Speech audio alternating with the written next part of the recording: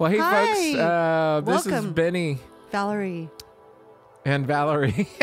Bennie. Okay, we're going to do this again, Iggy. Hi, this is Bennie. This is Valerie. And this is Wholehearted Living. Wholehearted Living. Welcome. Welcome. And if you've been following us and missed last week, then you're unaware that we have changed our format a hair. In the past, we said we were bringing a topic about living our best life, and then one of us would be surprised with the content. We've changed, and we are doing, actually, we're reading through a book that we're encouraging you to read through with us. It's called The Gifts of Imperfection by Brené Brown. And we're not doing like a book review, or how would you define this, what we're doing? I think we're just, I mean, I think I look at it more like, no, I feel like we're reaching out to an expert, if you will, and just taking stuff from the book and applying it to our life or so it's not like we're learning along with you guys. Yeah, exactly. We're learning, we're going to apply things to our life. We're going to talk about how this affects our life. I mean, honestly, if we could have Brené Brown, I can't talk today. Wow. If we can have Brené Brown on the show. The podcast, we wouldn't have to read the book. But that's true. This is the next best thing. Yeah. So we asked Brené Brown, and she said that she had a dinner. So, no, but the truth is that, it's just something that we don't know if that we're gonna. I don't want to give you. Wow, we are really struggling today. We don't know that this is going to be how the podcast will be forever in the future, but we do like the idea of being able to steal just nuggets take a from little a break book. from it, from what we were doing, and kind of move in this direction. And of course, we've encouraged you to grab the book. Oh boy, this is funny. We do encourage you to grab the book and read along with us. Last week during the podcast, I said that we were going to do the guideposts, and then we did a little posted note. What do you say? A post? We did something afterwards saying that we are not going to do the guideposts. Oh my gosh. We're not going to do the guideposts yet. We're going to do it next week. This is horrible. By the way, if you guys are watching on YouTube, I am wearing the same thing as I wore last week because we're literally oh my gosh. We haven't drank anything, folks. Just water. Wow. Okay. Why don't we just dive right in? Yeah, we're just going to dive in. I do want to tell you a story, though, and I did post something about this, but I do want you to know a little bit about me because you always share your stories, and I never get to talk. No, but for those of you that know, I'm trying to get my marriage and family therapy degree, and my internship, something that I have to do in order to graduate, is supposed to begin this Tuesday, and it'll end next December. And what ended up happening was I got an internship site, but it didn't have all the required counseling that I would do. In other words, I need therapy. I need to be able to do therapy on people, on groups, on couples, on things like that. Yeah. They didn't have that. I was only going to be doing therapy with individuals. And so I already knew that I needed to look for another site, and I kept looking for the other site. And suffice it to say, I finally got one this past week, but to get approved and get everything done and have it done by Tuesday was a big deal. So maybe we would get it done within 2 or 3 weeks. Well, now I found out from the university, if I don't have clients within the couple of weeks, then you might as well not take the class because it doesn't count. And then, so I thought, well, then I'll keep doing the other one even just for 2 weeks, and then I'll stop. Yeah. Well, then those folks sent me an email yesterday. I don't know if I mentioned this. I just got it yesterday afternoon, and they sent an email, and the email said, hey, you didn't fill out this paperwork, and it takes 4 weeks for you to get approved. So that place is out no matter what, because it already doesn't matter. So I'm at a point right now where I might not have an internship for the next 10 weeks. And there's a part of me, I really think of the serenity prayer, and God grant me the serenity to accept the things that I cannot change, and I can't change that situation, and the courage to change the things that I can. And I'm doing everything I possibly can to get the new site ready, and the wisdom to know the difference. Yeah. And so that's all I can do. If I don't, I just, I can all I can say is, well, I'll graduate 10 weeks later because, well, yeah. because I that's mean, all obviously, it means. like you just said, you can't, there's nothing you can actually do about it. So you're doing what you can. And then just resting in the thought that whatever's supposed to happen will happen for you. Yeah, seriously, it's at that point. I don't know if you've ever read, what's it called, The Alchemist, and but it's the idea of leaving things, you know, to the powers that be, and I would just say, yeah, that's where I'm at. I'm saying, well, it's not in my hands, so it is what it is, and getting fussy over it doesn't help me in any way, shape, or form. Right. So I am hopeful, but yeah, it's a bummer when you've gone through 2 years or now a year and a half now, and I'm thinking, all right, I'm going to graduate with all my friends and blah blah blah blah blah, and now it turns out that it may not happen, but we'll see. And there's a little bit of financial stuff too, because if I can drop the class by a week from today, if I can drop it by a week from today, then I don't get charged anything. If I have to wait 2 weeks to drop it, then I only get 75%. You need to know like before that. I really need to know by next Friday if I'm going to be able to do it. Because if I don't, then I'm going to drop it because it doesn't make any sense to lose 25% of the class and of the finances for one class that I didn't even take. So anywho, let's jump into it. So do you want to summarize a little bit of last week? I'm throwing this on you, so maybe you don't. Well, if you listened to last week, and if you didn't, it would be great to go back and listen to it real quick before you listen to this part. But we talked a lot about shame. We talked a lot about, this is the beginning part of the book that we are reading. And a lot of it had to do with shame. There was, we chatted a little bit more about belonging and not trying to fit in. Right.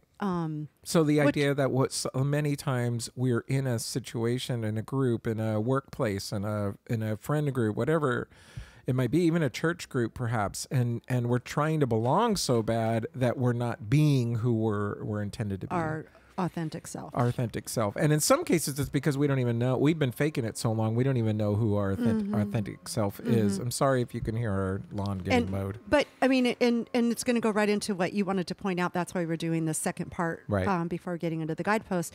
But it's just being your authentic self doesn't take a lot of energy or exhaustion. When you are trying to fit in, it's almost an exhausting feeling. And so, I think that once you realize if there is shame in your life, you can approach things differently, and you can learn to be free of being who you are and not trying to cover up. Free of being another person and being who you that's are. What, yes, exactly. And it takes courage, though. It's not like it's, we don't want to make this sound like this is an easy little task, because for most of us, at least at one point or another, and I would say that I still sometimes find myself even in the places that, it's so funny. I've found places now that I really feel like I belong.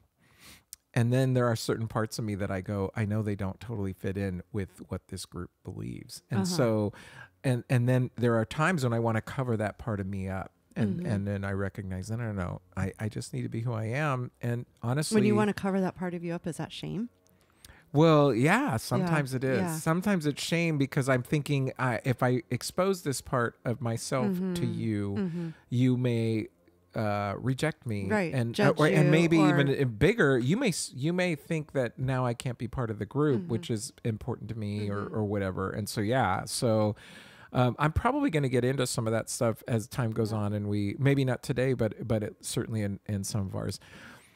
In Brené's book, it's on page 52, it talks about shame resilience, and she actually calls it Shame Resilience 101. And so there's 3 things, and I'm just going to quickly read them. She says, here are the first 3 things that you need to know about shame. We all have it. So this was interesting last week, because you were talking about the fact that you didn't realize you had it. Yeah. Yeah, you kind of thought, and I think a lot of us, we don't even realize we have it. Yeah. We actually think we're being who we are. But shame is universal and one of the most primitive human emotions that we experience. The only people who don't experience shame lack the capacity for empathy and human connection. And so these are literally what she's referring to are psychopaths. Yeah. And she's referring to people who their brain, they can, I mean, I'm talking about people who we read about in the newspaper, and they literally just don't recognize what they're doing. And so that's like a different thing altogether. And that's obviously not the majority of us. And certainly probably not the people listening to this podcast. Yeah, these are the people that actually don't feel shame. Yeah, they just actually don't feel it. Number 2, we're all afraid to talk about shame. That's why I think it's shameful. Meaning, you mentioned last week about your divorce, and I don't want to put words in your mouth, but the truth is, and I remember this about you. I don't know how detailed. I don't want to share things. Sure. Okay. Well, I just know that there were things that were going on in your marriage that, had we known about it, we would have supported you and perhaps helped you to get out of that situation and different things. And I don't know what you want to share and don't want to share, and I don't want to speak for you. But I'm just going to say, we didn't know. No. We had no idea. No. I didn't share with anyone. Right. No. And my guess, you can correct me if I'm wrong, is shame prevented you from sharing it. Absolutely. Yeah. Yep. So 100%. Yeah. So you might be in a relationship, you might be in a situation, you might be dealing with something personally, and it's like it might even be somewhat obvious to other people, because it's not like I looked at your marriage and thought, oh wow, I want to be like them. Right. It's not like I thought that, but on the other hand, it's like I wouldn't have thought that. That some no, of the I things didn't. that were I was very happening shameful in my marriage. I didn't want people to think that I was. If I told somebody that this is what was happening, or this is what my relationship was like, I would feel like a failure. I would feel like I'm not doing all that. I can't even explain it. Like, I was just very shameful of it, and I did not want to share it with anybody. When I think a lot of us, I mean, we grew up with family secrets for sure. I mean, there are certain things that I think everybody, you were raised, and certain things happen, and we live in a different time now where people talk about a lot of things. Yeah. But even with all the talking that's done, I don't think everybody really addresses some of the very personal things that are going on in our mind. We might talk about some of the things that are overtly obvious, and nowadays, especially because mental health is so important, we hear a lot more about things that used to be hidden in families. And nowadays people talk about it more. But I know when we were growing up, and we didn't talk about tempers. We didn't talk about, you just didn't bring it up. Yeah. No one talked about it. No. It was just like this, that's just my life. There was a totally different time. I mean, it was even back into the time where children were to be seen, not heard. Yeah, so, absolutely. And now you let your children, talk about their feelings, and what do you, even if they disagree with you on something, you want to know why they disagree. Although you'll have the final say, but there's a totally different time. It's a totally different, weird, but I still think even kids today deal with shame. They might deal with it differently, and they might, and a lot of kids, they might say things to their parents, but they're not necessarily addressing all the shame stuff that's really going on in their heart of hearts. So we're afraid to talk about it. It doesn't matter the new age. It doesn't matter if you're writing stuff on Instagram. It doesn't matter if you're doing it all over Facebook. The fact of the matter is, when we truly are experiencing shame, we don't like talking about it. And I mentioned last week that I talked to a guy every single day about things that I was shameful for. We literally asked the question, are you shameful about anything in the last 24 hours? And it's funny to me that even doing this for many years now with this guy, there are times when I have to text him the night before and say, hey, I'm tempted to not tell you this. And so you need to know now, and we can talk about it tomorrow. Like we talked about the accountability. Yeah, so that's another thing. Number 3. So the first one, let me reiterate it. We all have it. Number 2, we're afraid to talk about it. And number 3, the less we talk about shame, the more control it has over our lives. I think that's huge. Very. Isn't that true? It's so very, very true. Because I definitely can say that this is true for me. Because the more I hide what is truly going on in my life, and the more I bury it. I was just gonna say, bury it. That's so funny. And you're digging yourself into a further hole. Exactly. Yeah. I love the idea of a spiral, because some people think of it as circular, and I like the idea of a spiral because it's like you're just going down and down and down. This shame and addiction go hand in hand. I don't know an addict who doesn't deal with shame. And addiction could be, process addictions, So food addiction, sex addiction, gambling, drugs. No, drugs would be more like substance. Oh, so that's true. substance abuse and still addiction. But the point is that there are all kinds of addictions that we deal with.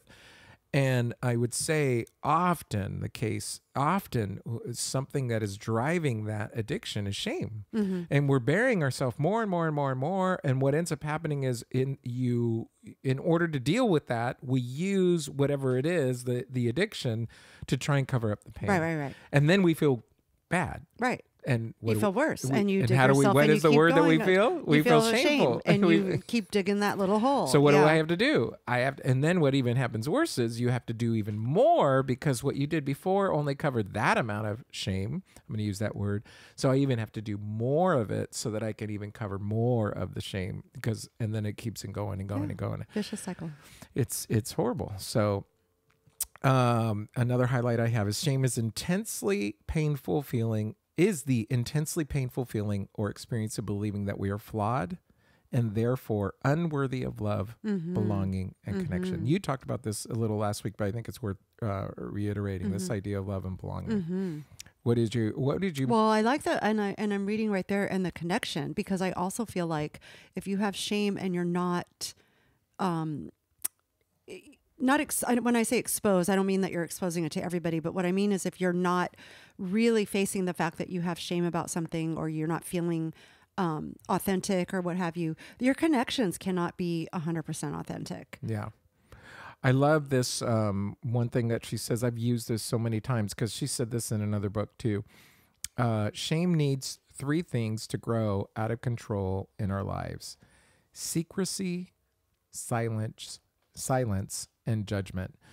I'm going to say it again. Shame needs 3 things to grow out of control in our lives: secrecy, silence, and judgment. And this is so very true because it goes back to what I already said. So if we're not going to share it, then it's a secret, right? So I need to hide this. I don't want anybody to know it. And then I'm certainly not going to confess it, silence. And so I'm just going to pretend like it's not there. It's bury it. Yeah, just bury it over there. It's not there. It's not an issue. I'm just going to, what I'm going to do is I'm just going to deal with what I can deal with and the good stuff that's over here. And then, whenever this thing confronts me, I'll deal with it. But we just want to avoid it. And then judgment. And I think the thing that's interesting about judgment, and I actually don't remember if she actually said this, but judgment comes from us a lot of times, us ourselves, that person. It's like we are judging ourselves even more than than people around us. And, one thing that she says is fear is the driving factor in this whole thing. And it's the fear of being judged, the fear of the unknown, the fear of rejection. Yeah. I mean, all of that, anytime you feel shame, you feel like if I expose this, then will I be judged? Will I be rejected? Will I, and we talked about this last week because she talked about love, and she talked about, loving yourself the way you would love somebody else. Like suddenly there's that part of you that doesn't love yourself because you're so shameful and you're not worthy. You're not worthy. You're not feeling worthy. Right. Exactly. And that's the thing that's so interesting to me about this whole idea and where we're going and what we hope that we're addressing and where the guideposts are eventually going to take us.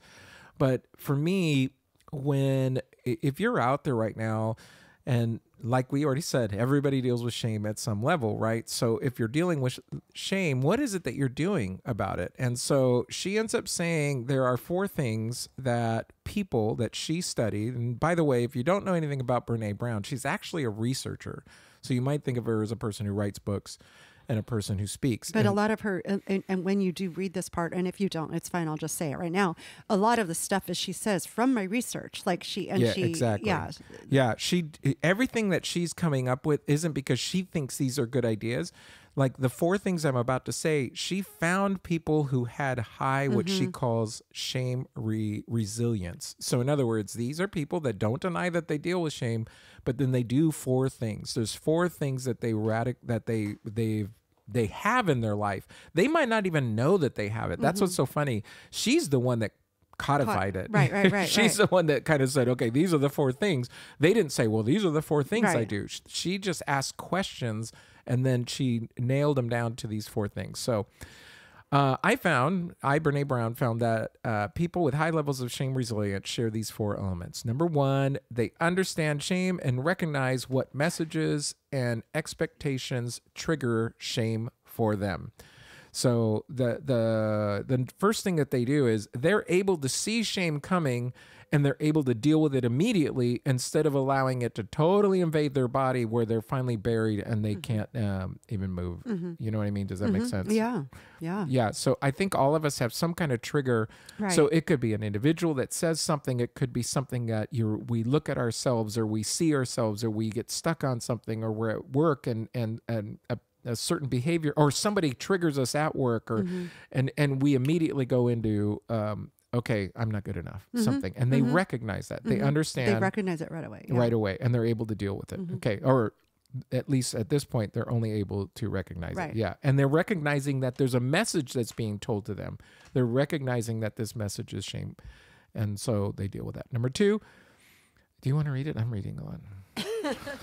They practice critical awareness by reality checking the messages and expectations that tell us that being imperfect means being inadequate. So yeah, go for it. No. I mean, and I love that being imperfect means being inadequate, because, I mean, let's all face it, none of us are perfect. Right. So it does not mean that we are inadequate. And so this is great to practice critical awareness by checking in with yourself. Yeah. Right?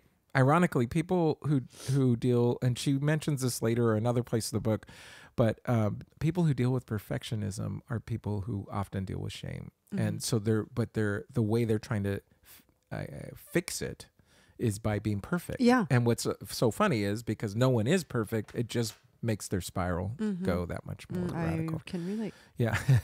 Number 3, they reach out and share their stories with people they trust. I've already mentioned that a lot. So yeah, just that idea that we need to do it. But the key thing is people you trust. I'm not asking you to say this on Instagram and Facebook and all that, because that's not the same thing, because that's telling the void. We're talking about speaking to somebody who's going to I mean, you really do trust that it's someone that's going to unconditionally love you. Because, I mean, it could be a small, simple, shameful thing or act or whatever, but it could be pretty big. Yeah. And so it has to be somebody that you actually know, that you really do trust. That you really do trust and can be there for you. And lastly, they speak shame. They use the word shame. They talk about how they're feeling, and they ask for what they need, which I absolutely love. Yes. You need to ask people for what you need. You have to be able to. You cannot assume that people know what you need. That's right.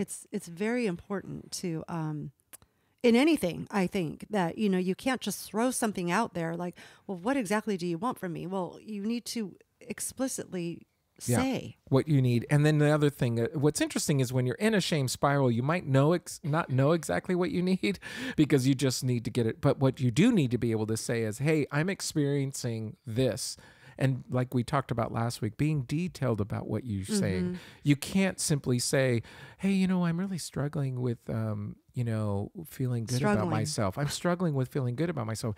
That's not the same thing as I'm feeling shameful right now. I really screwed up at work. I really screwed up with whatever it is. I did something wrong. In my case, it's resentments that I might carry. It's the fact that I can get angry very quickly. And it's not even like an outward anger. It's more that I could, it's what's going on inside as I'm expressing myself, and I have to deal with that. And the internal thing. Yeah. But, also too, it's not like, and I know I was being very, direct when I said you have to actually tell somebody what you need. But sometimes it's just telling the person, I just need you to hear me right now. That's right. I don't want you to fix this. I just need to say this. I need to get it off my chest, whatever it is. It's not, please don't try to fix it. Please just listen. Yeah. Well, Valerie, we said we're going to do a brief one, so we're going to do a brief one. So I hope that this was helpful for you guys. I hope this summarizes a little bit of the first section, if that would be good, because we really just want to summarize this so that it makes something. We mentioned this last week, but we'll reiterate and kind of end with this thing is we don't want you to get mixed up with guilt. Guilt equals I did something bad. Shame is I am bad. And guilt is actually very good for you, meaning so in other words, I'm going to use a stupid example. I don't know if this is in the book or not, but let's just say that you had a project for work due and you ended up staying up the night before and getting drunk, and you were supposed to be at work at 9:00. You ended up showing up at 9:30, and you're really upset at yourself because you kind of blew this thing. Mm-hmm. It's one thing to say, God, I suck. I'm so horrible. Right. I'm bad at this job. Mm-hmm. That is shame. And that's not going to help you. Mm-hmm. It's another thing to say, wow, I really made a bad choice. I feel drinking. guilty that I went out last night. Yeah. Or then I didn't get up. And both of those things. I mean, so that's a different thing because we're confronting the bad behavior, which we hope that we can change.